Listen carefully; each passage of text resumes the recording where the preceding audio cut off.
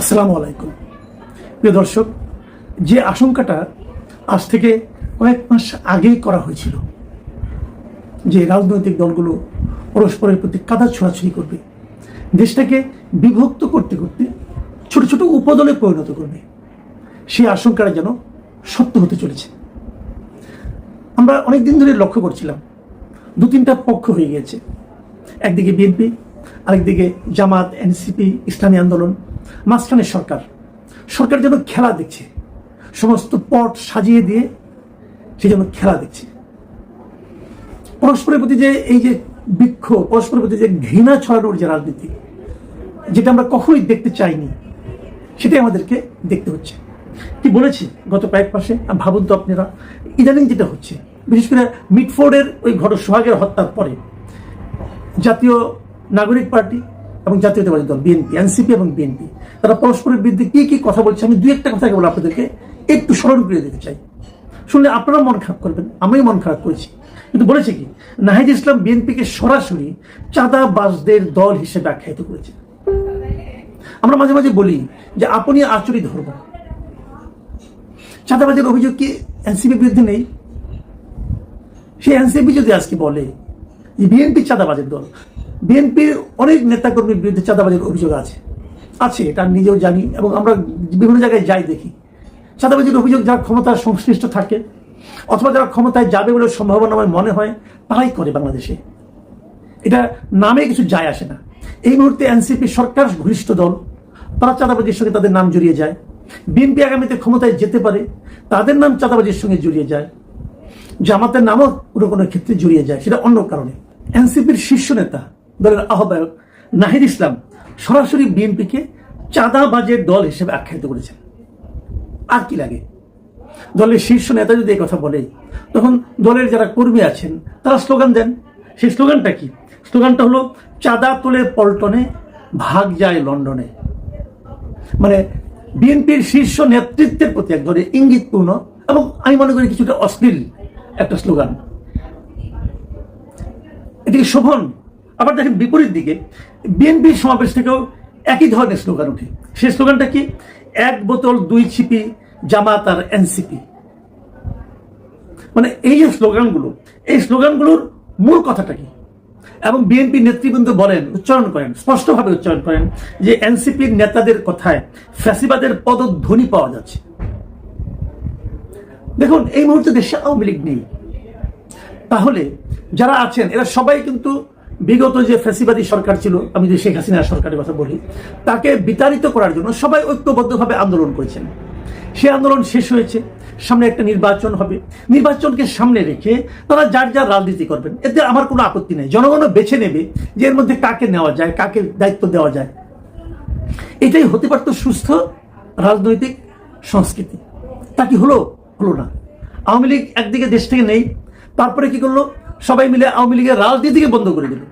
দেওয়ার পর কি হলো? একটা বড় শক্তিকে আপনি খেলার মাঠ থেকে সরিয়ে দিলেন। এখন যে কটা শক্তি আছে এদের মধ্যে এরকম কাদা ছোড়াছুড়ি শুরু হয়ে গেল। আমরা কি এর জন্য আন্দোলন করেছিলাম? আমরা কি এর জন্য নিজেদের জীবনকে ঝুঁকির মুখে ফেলে আন্দোলন করেছিলাম? আন্দোলন কিন্তু এককভাবে কেউ করেনি। এই আন্দোলনে বিএনপি ছিল, এই আন্দোলনে জামাত ছিল, এই আন্দোলনের ছাত্ররা ছিল, এই আন্দোলনে যারা রাজনীতি করেন না তেমন সাধারণ মানুষও ছিল। আন্দোলনে একক কৃতিত্ব যেই দাবি করুক, আসমানিকে দাবি করে তারাই আন্দোলনে সিপাহসালার ছিলেন। কথাটা ঠিক নয়। এটা একদিনের আন্দোলন নয়, এটা 17 বছরের আন্দোলন। এবং এই আন্দোলনে সমস্ত রাজনৈতিক দল ছিল, সমস্ত অরাজনৈতিক ব্যক্তিরাও ছিল।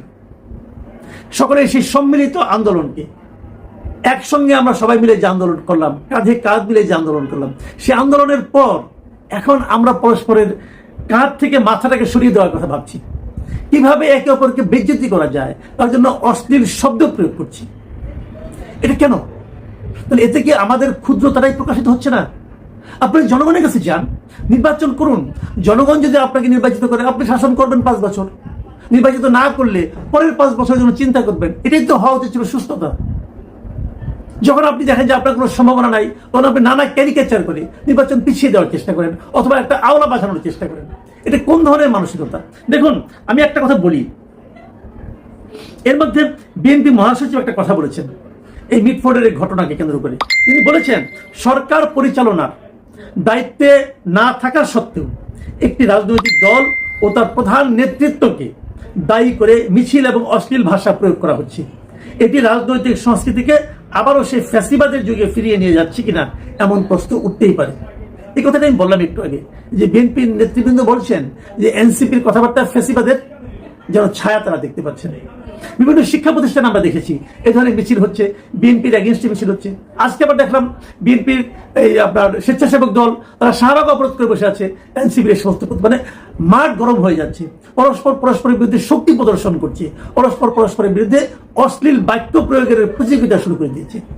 এটা তো আমরা চাইনি। আপনারা খেয়াল করতে পারবেন, বেশি দিন আগে না, গত 25শে ফেব্রুয়ারি জাতীয় শহীদ সেনা দিবস উপলক্ষে রাওয়া ক্লাবের একটা মিটিংয়ে, একটা অনুষ্ঠানে সেনাপ্রধান কিছু কথা বলেছিলেন। আপনাদের মনে আছে, এটা নিয়ে অনেক বিতর্ক হয়েছিল। তিনি কি বলেছিলেন আজকের এই বাস্তবতায় আমি সেই কথাগুলো আরেকবার আপনাদেরকে স্মরণ করিয়ে দিতে চাই। তিনি বলেছিলেন, নিজেরা কাদা ছোড়াছুড়ি, মারামারি ও কাটাকাটি করলে দেশ ও জাতির স্বাধীনতার সার্বভৌমত্ব বিপন্ন হবে। এই দেশ আমাদের, আমরা সবাই সুখের শান্তিতে থাকতে চাই। আমরা চাই না হানাহানি, কাটাকাটি, মারামারি। দেখুন, উনি আজকে থেকে 6 মাস আগে যে কথাগুলি বলেছিলেন সেটাই কিন্তু এখন আমরা দেখতে পাচ্ছি। তিনি বলেছিলেন, আমাদের মতের বিরোধ থাকতে পারে, চিন্তা চেতনার বিরোধ থাকতে পারে, কিন্তু দিন শেষে আমরা সবাই দেশ ও জাতির দিকে খেয়াল করে সবাই যেন এক থাকতে পারি। কেবল এক থাকলেই এ দেশ উন্নত হবে, সঠিক পথে পরিচালিত হবে। না হলে আমরা আরো সমস্যার মধ্যে পড়ে যাব। ওই দিকে আমরা যেতে চাই না। খেয়াল করুন, উনি কিন্তু সবাই মিলে এক থাকতে বলেছেন। আমিও বারবার, এর আগে অনেকবার আওয়ামী লীগ আমলে আমি বহুবার বলেছি যে একটা জাতিকে সামনের দিকে অগ্রসর করতে হলে ঐক্যবদ্ধ থাকতে হয়। বিভক্ত জাতি কখনো অগ্রসর হতে পারে না। আমরা আওয়ামী লীগ আমরা দেখেছি, তারা স্বাধীনতার চেতনার কথা বলে দেশটাকে বিভক্ত করেছে, জামাতকে দেশ থেকে বের করে দিয়েছে, জামাতকে নিষিদ্ধ করতেছে। মানে যারা জামাত করে তারা দেশে থাকতে পারবে না। তারা বিএনপিকে সন্ত্রাসী দল হিসেবে আখ্যায়িত করার চেষ্টা করেছে। তার মানে যারা বিএনপি অথবা জামাত করে তাদের জন্য এই দেশে থাকাই চলবে না। আমি বারবার প্রশ্ন করেছি, তাদেরকে আপনি কি করবেন? বঙ্গোপসাগরে ফেলে দিবেন? এটা তো একটা দুটা লোক না। যে প্রশ্ন তখন করেছি সেই প্রশ্ন এখন উল্টো করে করতে হয়। এখন একই কাজ চলছে। কে কবে আওয়ামী লীগ করেছে, কে কবে আওয়ামী লীগের লোকের সঙ্গে হেঁটেছে, ঘুরেছে, বেরিয়েছে, তাদেরকে ফ্যাসিবাদের দোষী হিসেবে আখ্যায়িত করা হচ্ছে, মত তৈরি করা হচ্ছে। এইভাবে জাতিকে যদি বিভক্ত করেন আপনারা, দেশটাকে কিভাবে অগ্রসর করবেন? যে বছর আমি হিসাব করে দেখেছিলাম, যেবার আওয়ামী লীগ সবচেয়ে কম ভোট পায়, সেবারও আওয়ামী লীগ 2.25 কোটি ভোট পায়। এত লোককে আপনারা কি বঙ্গোপসাগরে ফেলে দেবেন? এইভাবে দেশ অগ্রসর হতে পারবে না।